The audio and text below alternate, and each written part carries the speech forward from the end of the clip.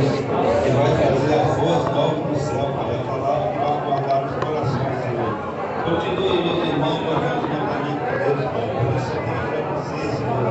Por até aqui o Senhor tem nos sustentado, Pai, em nome de Jesus, meu Senhor. Amado, Senhor. Por isso eu te agradeço em nome do Pai, do Filho e do Espírito Santo. Amém. Todos vocês. Aleluia, Deus. Meus irmãos, eu quero cumprimentar todos vocês com a paz do Senhor. Amém. Evangelho de Jesus segundo escreveu Marcos.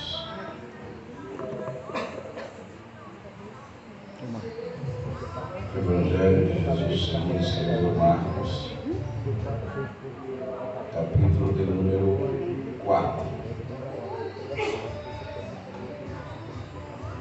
Verso de número 35. Não dá problema, sabe? 38. 10, amém. Marcos capítulo 4, verso 35, versículo de número 38. Logo, logo eles estão tudo aqui dentro. É. Glória a Deus. Bendito é Deus Todo-Poderoso. Quem achou, diga sou salvo. Vou repetir de novo, tá bom? Quem achou, diga sou salvo.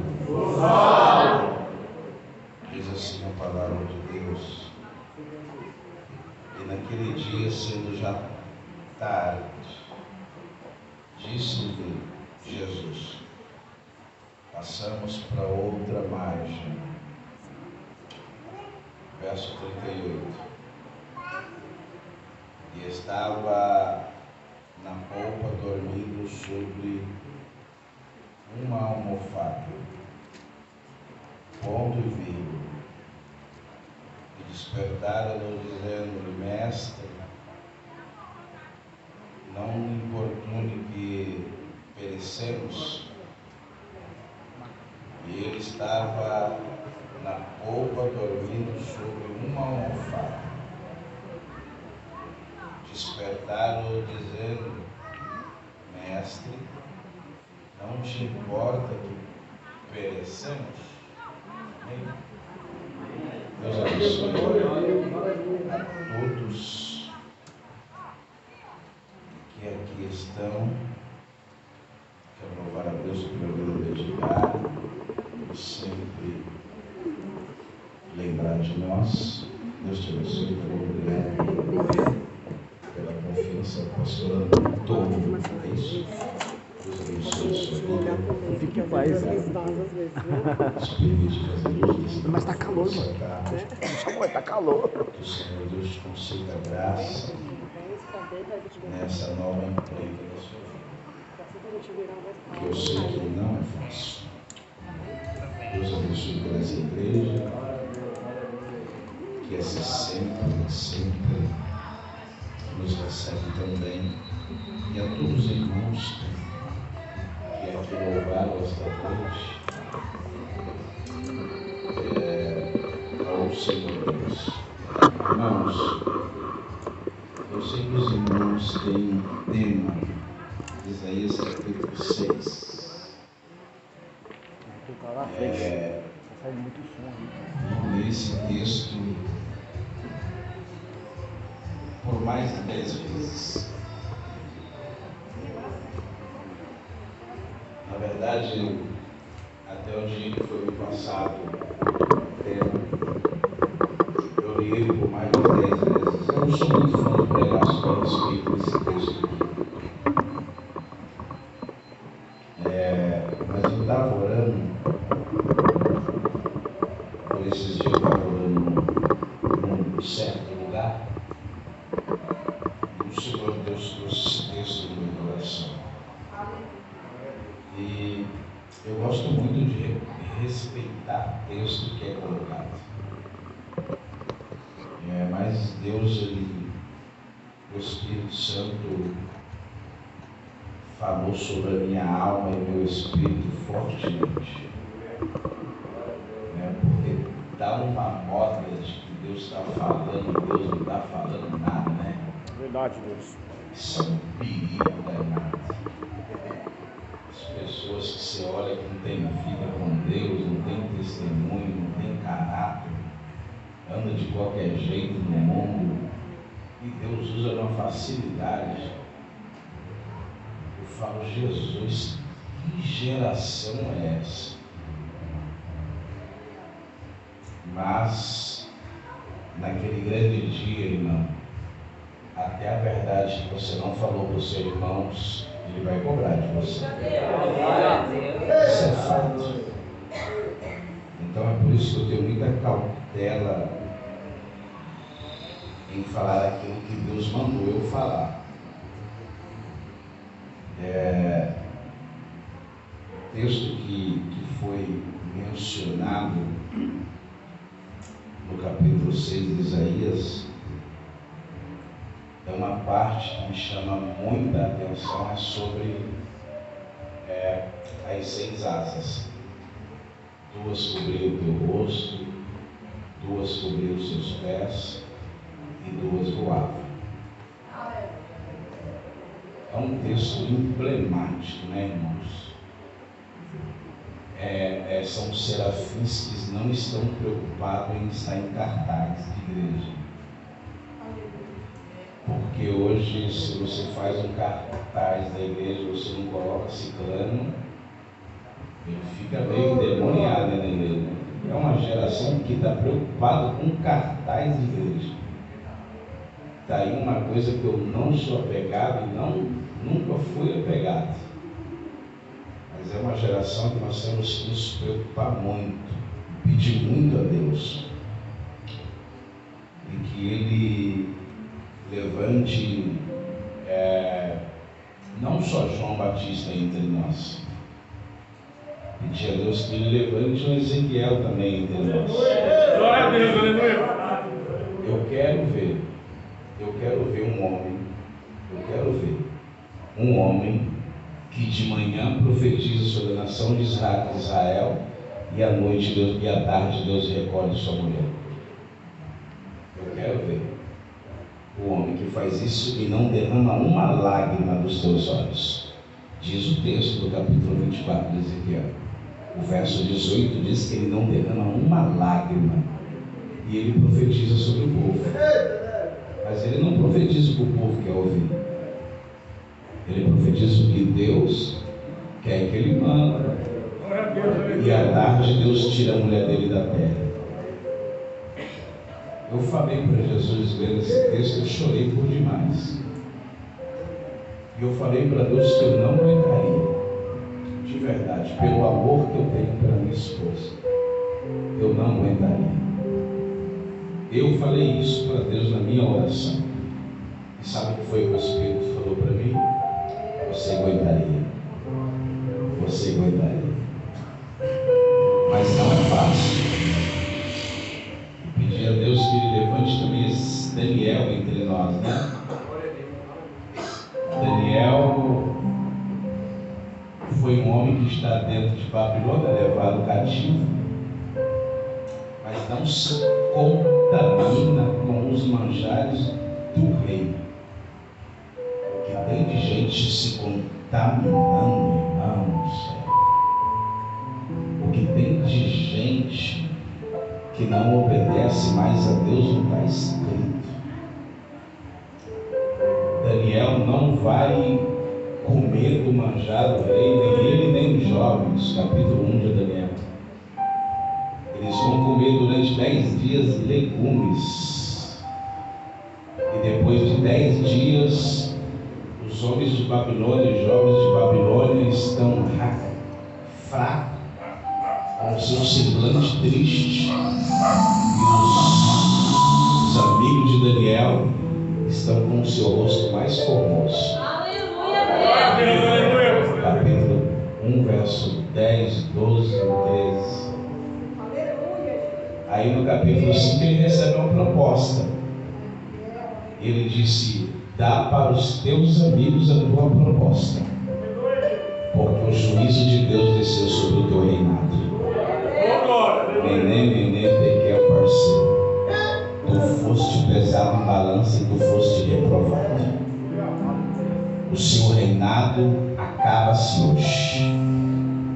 O que tem de gente, irmãos, que está se curvando a Belzazar, o que tem de gente que está se voltando a fazer as coisas do mundo. Daniel está dentro de Babilônia, mas ele não se comporta como um babilônia. Daniel está dentro de Babilônia, mas ele não fala palavrão como os babilônicos. Daniel está dentro de Babilônia, mas ele não anda igual o babilônico e não se comporta como o babilônico. Tiago 3,11 diz que uma fonte que sai água doce não pode sair água salgada. Daniel está dentro de Babilônia, mas quem está dentro de Daniel é o Deus de Israel. É o que nós precisamos nesses dias de hoje e atuais. Queridos, Marcos capítulo de número 4, verso de número 35, o verso 38 até o verso 41, existe um contexto dentro disso aqui. Na verdade, existe um texto, e dentro desse texto existe um contexto. E o contexto que está dentro desse texto é lindo e belo e bom de se interpretar aquilo que Marcos está escrevendo. Você não vai achar em Mateus, Lucas e João Jesus em uma noite turbulenta, em uma noite perigosa, pegando uma almofada e deitando na polpa do barco. Na verdade, isso aqui era um costume já entre os pescadores há 2.000 anos atrás. Toda noite que ia para a pesca, eles levavam não só uma almofada, como levavam chumbos, porque se porventura a rede não desse certo, trocava o chumbo, jogava o chumbo para que se afundasse e trabalhasse e pegasse peixe. Marcos ele tem a oportunidade de relatar este episódio, porque o verso de número 35 ele diz: e naquele dia, já sendo tarde, disse-lhe Jesus: passamos para outra margem. Jesus não está dizendo para ninguém para ir sozinho. Jesus não está dizendo para eles atravessar o lago de Galileia sozinho, porque Galileia não é um rio, não é um mar, é um lago. E a história paralela diz que esse lago ele é muito longo, grande e fundo. Então, neste lago, ele também existe mais 2 nomes. Na verdade, conhecemos como Lago de Galileia, conhecemos este Lago de Genezaré, que aparece em Lucas capítulo 5, e aparece também em João 21 como Tiberíades. É o mesmo lago. Mas essa noite aqui Jesus ele convida os seus discípulos a ir para outra margem. Jesus literalmente ele quer provar a fé dos discípulos. Jesus quer mostrar para Pedro, Tiago e João se eles são homens de coragem mesmo. Se vir uma grande tempestade, se eles tinham capacidade para obedecer os seus mandamentos e suas palavras proféticas a respeito daquilo que eles viram, ouviram e viu os feitos do Mestre. Os feitos do Mestre eram tão grande, que João escreveu no capítulo 14, versículo 12, dizendo: em verdade vos digo que vós farão as coisas maiores do que eu fiz. Então esse Marcos aqui tem a oportunidade de relatar este episódio. Jesus está dando uma ordem para eles ir para o outro lado. Mas o verso de número 8 diz que Jesus estava à polpa dormindo sobre uma almofada. Então, literalmente, Jesus está cansado. O seu corpo físico É como a ciência vai relatar que existem 206 ossos. Jesus está cansado porque o seu dia foi muito puxado. Eu não posso dizer para você, eu seria imprudente se eu falasse para você que esse dia aqui Jesus estava trabalhando na carpintaria. Não, esse dia aqui não. É só você ler o texto que lemos e o contexto que acabamos de ler, que o dia de Jesus está exausto porque ele pregou o dia inteiro. O capítulo de número 4, verso 1, ele vai contar a respeito sobre uma parábola do semeador, até o verso de número 20. Jesus está semeando o reino de Deus dentro dos corações das pessoas. O verso 3 ele diz: eis que o semeador saiu a semear. Jesus, por sua vez, ele está trazendo o reino de seu Pai para dentro das pessoas, para que as pessoas foram mudadas. A palavra reino de Deus no Novo Testamento fala por mais de 40 vezes. Mas Jesus aqui está usando uma forma simples e objetiva para se comunicar com as pessoas, que é a respeito de uma parábola. A palavra parábola é uma forma mais fácil para que a pessoa possa entender aquilo que Jesus estava falando. Jesus não queria que ninguém saísse ao seu redor confundido com aquilo que ele estava falando, mesmo que os fariseus tentavam distorcer todas as vezes que Jesus estava ensinando. Jesus então, por sua vez, no capítulo 4, verso 21 ao verso 25, ele vai contar a respeito da parábola da candeia. Jesus está ensinando ao povo, dizendo: olha, eu quero que vocês não sejam igual a outro irmão. Não, porque Paulo diz em 1 Coríntios capítulo 7, versículo 20, que cada um fica na vocação em que foi chamado. Acho que tem de gente atropelando anjo, não tem, irmão? Que tem de gente fazendo coisa que não é para fazer. O que tem de gente dizendo: Jesus, eu quero cantar, eu quero pregar, eu quero batizar. E Jesus está dizendo: esse não é o seu chamado. O seu chamado é um chamado específico. Eu tinha um sonho quando eu era adolescente, na minha mocidade, e o meu sonho era tocar bateria da igreja, que eu achava muito bonito quando eu via alguém tocando bateria.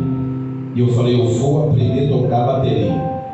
Até que uma certa feita foi um pregador de fora pregar na nossa igreja, e ele olhou para mim e disse: olha, rapaz, eu não te conheço, nunca te vi, mas o Deus dos céus manda te dizer que o seu chamado não é tocar bateria, o seu chamado é pregar a minha palavra. Aí ele disse uma frase que por muitos e muitos anos eu indaguei a Deus. Ele disse: come desse rolo de dia e de noite. Eu falei: o que é comer desse rolo, Jesus? Comer a Bíblia não é. O que é isso? E ao longo dos anos eu fui entendendo, como disse Josué no capítulo 1, medita nela de dia e de noite. Não vira para a direita nem para a esquerda, mas medita nela, porque eu vou esclarecer tudo aquilo que ele tem para fazer. Mas as pessoas confundem isso. O capítulo de número 4, verso 31, verso 30 ao verso 34, ele vai falar a respeito da parábola do grão de mostarda. Então, no capítulo de número 4, verso 35 ao verso 41, Jesus está cansado de tudo aquilo que ele fez, ensinou, e as pessoas, para entender o seu argumento, o seu argumento não era um argumento em palavras filosóficas. O seu argumento não era palavras gregas, não era palavras terrenas e difíceis para que as pessoas pudessem ter dificuldade de entender aquilo que ele estava falando. Não. O seu argumento era simples: o reino de Deus está chegando até vocês. O reino de Deus pode mudar o caráter de vocês. O reino de Deus é tão importante que vai entrar dentro de Mateus, um rapaz que trabalha para Roma, que na época o imperador era chamado por Augusto César. Este Mateus, ele era cobrador de impostos, além de cobrar, ele roubava. Então o reino de Deus que Jesus queria trazer primeiramente para os discípulos era liberte das coisas erradas e comece a fazer as coisas certas, para que a vossa vida venha prosperar e você tenha um ministério profundo sobre a face da terra. Então Jesus está pregando isso aos seus discípulos estão entendendo tudo aquilo que ele está falando. Jesus está falando, os discípulos estão dizendo verdade, mestre. Então o reino de Deus começa a entrar dentro da vida de Pedro, um homem bruto, rançoso, ignorante, que não tem paciência com ninguém, quer fazer tudo do jeito dele, das pressas dele. E Jesus está dizendo: meu reino não é desse jeito, Pedro. O reino de Deus está escrito em Romanos, capítulo de número 14, verso de número 17. O reino de Deus não é comida, paz, alegria, mas é gozo no Espírito Santo.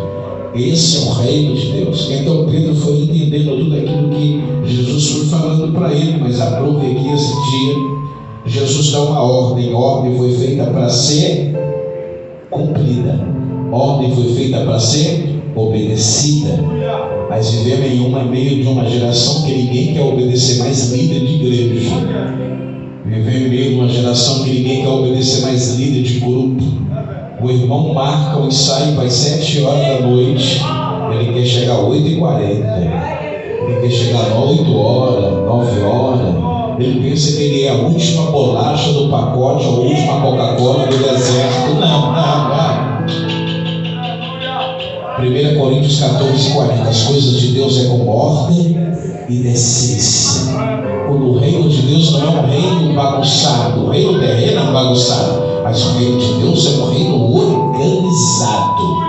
É tão organizado que Apocalipse capítulo 4, versículos 5, 6, 9 e 10 diz que existe um trono lá no meio, e em volta do trono existe 24 tronos, 24 anciões. E o texto diz de Apocalipse capítulo 4 que eles tiram a coroa da tua cabeça e jogam perante o trono de Deus, dizendo: Santo, Santo, Santo, Kadosh, Kadosh, Santo, Santo. Eu vou repetir porque você não entendeu, irmão. Vir à casa de Deus não é uma obrigação, não, viu? Porque se você veio obrigado aqui, se perdeu tempo. Vir à casa de Deus é uma necessidade. Eu necessito, pastor Antônio, de estar dentro da casa de Deus. Eu preciso estar dentro da casa de Deus. Se eu pudesse, eu estaria 24 horas dentro da casa de Deus. Se eu pudesse, mas eu não posso por causa da minha vida secular. Mas se eu pudesse, eu estaria 24 anos dentro da casa de Deus, dizendo: Santo, Santo, Santo, Santo. Joel disse no capítulo 2, versículo 13 e 14, dizendo: não rasgue a sua veste, mas rasgue o seu coração para estar dentro da casa do Deus Todo-Poderoso. Apocalipse capítulo de número 4, os 24 anciões tiram a coroa da sua cabeça, joga diante do altar de Deus, diante do trono de Deus, e começa a dizer: Santo, Santo, Santo é o Cordeiro de Deus que veio tirar o pecado do mundo. Então nós viemos aqui para quê esta noite? Para dar a Deus a nossa melhor adoração. Você está disposto a fazer isso? A entregar a Deus a sua melhor adoração aqui nesta noite? Mas pastor, será que eu não posso entregar amanhã minha melhor adoração? Não, porque o dia de amanhã não pertence a nós.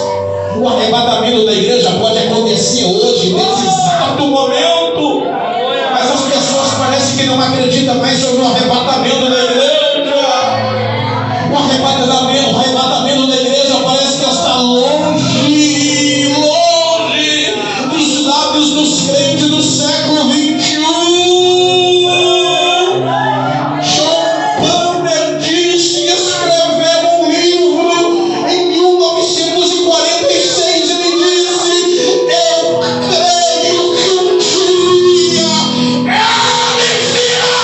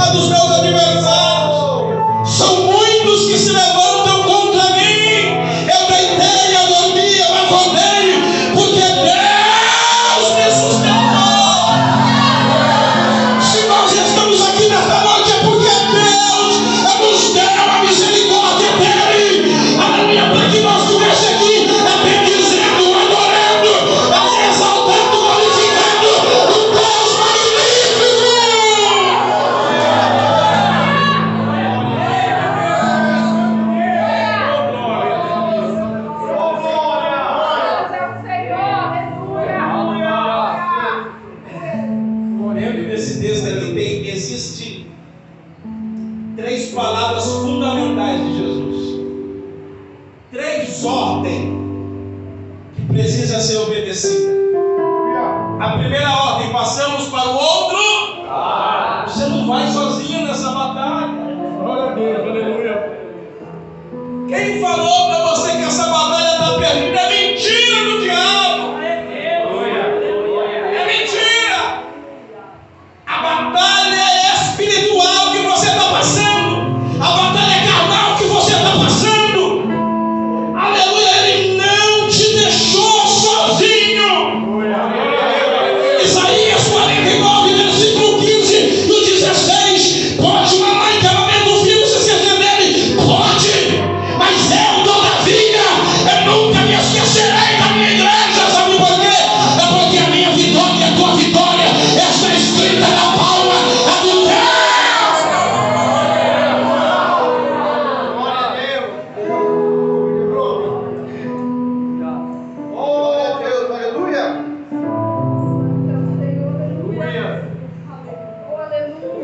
Glória a Deus, aleluia. Esse barco aqui, para mim encerrar, esse barco aqui, ele tinha por volta de 8 metros de comprimento, 2,30 de espessura.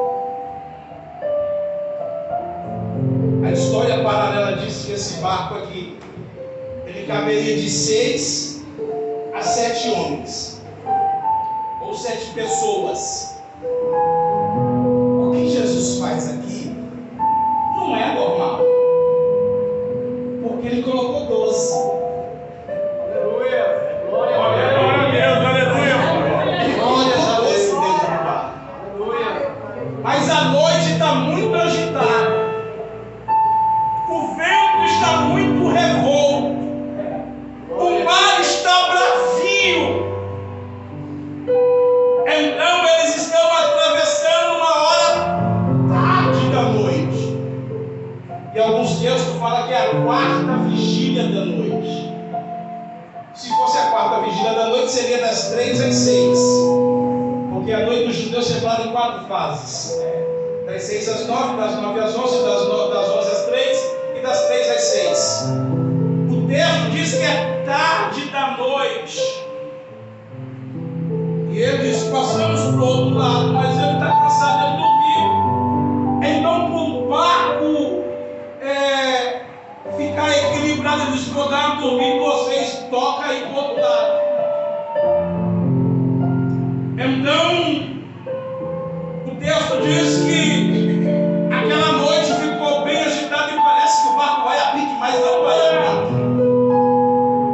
O verso de número 36.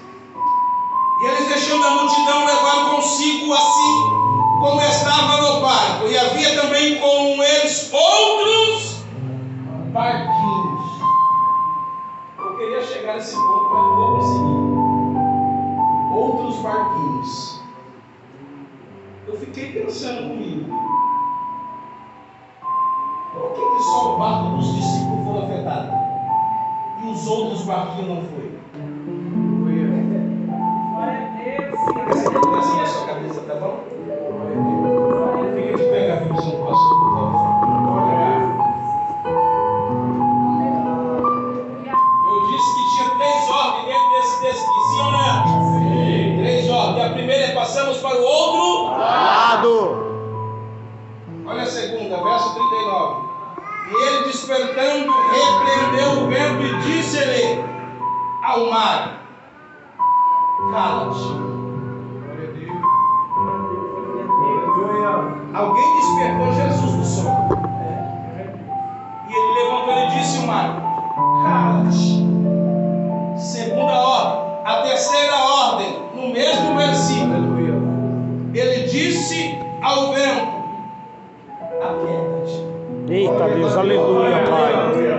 Que coisa maravilhosa. A ordem de Deus para mim e para você aqui é simples: vamos para outra margem, sim ou não? Sim. Ele está conosco, vamos. Mas ele está dizendo ao mar: aquieta-te. Ele diz ao vento: cala-te.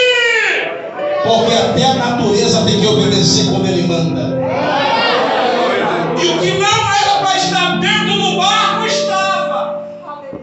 Glória a Deus. Eu gosto disso aqui. Verso 37. Para mim encerrar agora, finalizo agora. E levantou-se um grande temporal de vento. Subiam ondas por cima do barco, de maneira já enchia de que não era para estar dentro, estava. O que era? A água. Porque a água não pode ver buraco. Se a água ver buraco, ela vai se infiltrando até ela fazendo estrago. Aí Jesus está dizendo aqui, ó, o que não era para estar dentro do barco está. E agora, Jesus? Fica tranquilo, que a promessa ainda continua de pé. Deus abençoe.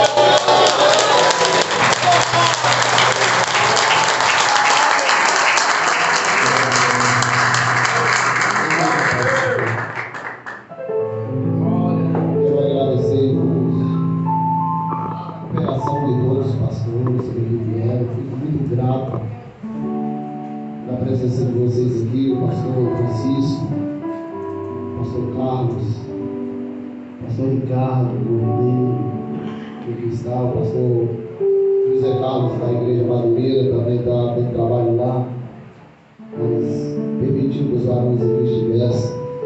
O pastor Eric, manda um abraço para o pastor Eric também, pastor João Lopes, agradeço também, pastor. Agradecer o grupo também, porque esse culto não é só nós que fazemos, só o grupo, não é só o líder da frente, mas tem os irmãos para apoiar, os irmãos estão todo dia ensaiando. Agradecer a cada um de vocês, o pastor, por apoiar o nosso trabalho. Quero agradecer a todos vocês, meus irmãos.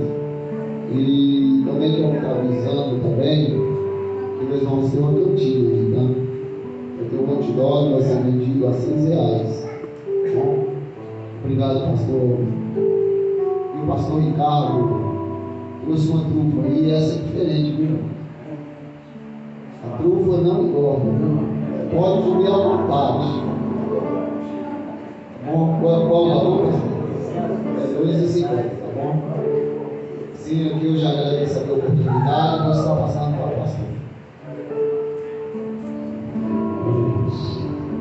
Estamos felizes porque estamos na presença de Deus. Amém? Também quero agradecer a todos os queridos irmãos que cooperaram conosco, nossos pastores aqui, que estão na nossa retaguarda. Que Deus continue abençoando. Pede um abraço nosso para as suas congregações e que Deus abençoe. Quando precisar da gente, é só mandar um convite, tá? Aí o líder do grupo de varões, nós estamos no grupo daqui e vamos estar juntos em nome de Jesus. Quero agradecer ao pastor por suas poderosas palavras de Deus. Que Deus abençoe a vida de cada um, toda a sua família. Vamos nos colocar em pés, vamos agradecer a Deus por tudo que Ele tem nos dado. Amém? Oremos. Senhor amado e querido Pai, queremos te agradecer pela tua presença, por esse momento que passamos aqui, Senhor, oferecendo nosso culto a Ti, aonde, Senhor, podemos louvar-te, adorar o Teu nome e temos essa liberdade para fazer isso. Senhor, que Tu possas continuar abençoando a vida de cada um dos Teus filhos que despenderam o seu tempo a estar aqui, saindo dos seus lares, de suas congregações, para cooperar aqui conosco. Recompensa a vida de cada um, Senhor, e abençoando os seus lares e as suas famílias, em nome do Senhor Jesus. Agora, Senhor, leva-nos na Tua paz até os nossos lares e continua nos abençoando em nome do Senhor Jesus. Levante a sua mão, que o amor de Deus, a graça de nosso Senhor e Salvador Jesus Cristo, a comunhão e as consolações do Espírito Santo do Senhor seja com toda esta igreja, não só hoje, mas para todos sempre. Digamos amém.